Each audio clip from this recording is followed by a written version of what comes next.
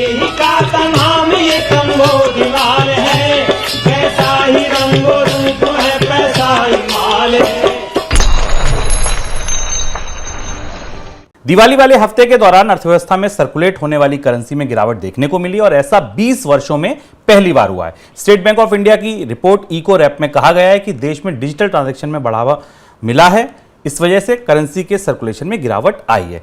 भारतीय अर्थव्यवस्था के लिए यह बड़ा बदलाव भी बताया जा रहा है। सर, करेंसी इन सर्कुलेशन का गिरना और क्या बताता है? थोड़ी सी गिरावट करेंसी सर्कुलेशन में दिखाई दी। इसकी दो वजह हैं। एक तो डिजिटल पेमेंट्स हैं, क्योंकि भारत में डिजिटल पेमेंट्स तेजी से बढ़े हैं। डिजिटल पेमेंट्स भारत की पिछले वर्षों की एक बड़ी सफलता और कामयाबी है। हालांकि उसका एक बड़ा पहलू ये कि भारत में डिजिटल पेमेंट्स का जो वॉल्यूम है बहुत बड़ा है, पर उनके टिकट साइज छोटे हैं। लेकिन यूपीआई और बाकी ट्रांजेक्शन्स के कारण नगद में लेन देन कम हुआ है। पर इससे पहले हम देख चुके हैं कि भारत में करेंसी इन सर्कुलेशन कोविड के दौरान भी, कोविड वाली मंदी के दौरान भी काफ़ी ऊंचा था। रिकॉर्ड लेवल पर भारत में करेंसी इन सर्कुलेशन था। तो पहली वजह तो ये दिखाई देती है। दूसरी महत्वपूर्ण वजह हमें दूसरे साइड से दिखती है। डिमांड के जब आंकड़े हमारे पास आना शुरू हैं, जिस पर हम आज कुछ चीज़ों पर आज भी चर्चा करेंगे और हम लगातार चर्चा कर रहे हैं।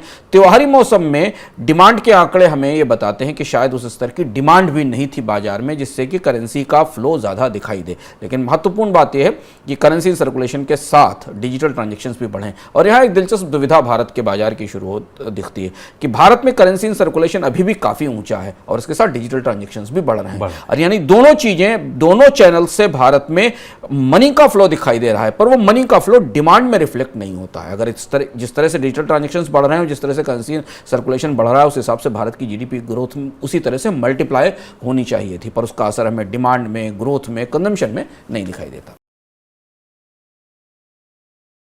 આવા જ ઇન્ટરેસ્ટિંગ વિડીયો જોવા માટે આપ મની 9 ગુજરાતીની YouTube ચેનલને સબસ્ક્રાઇબ કરી શકો છો।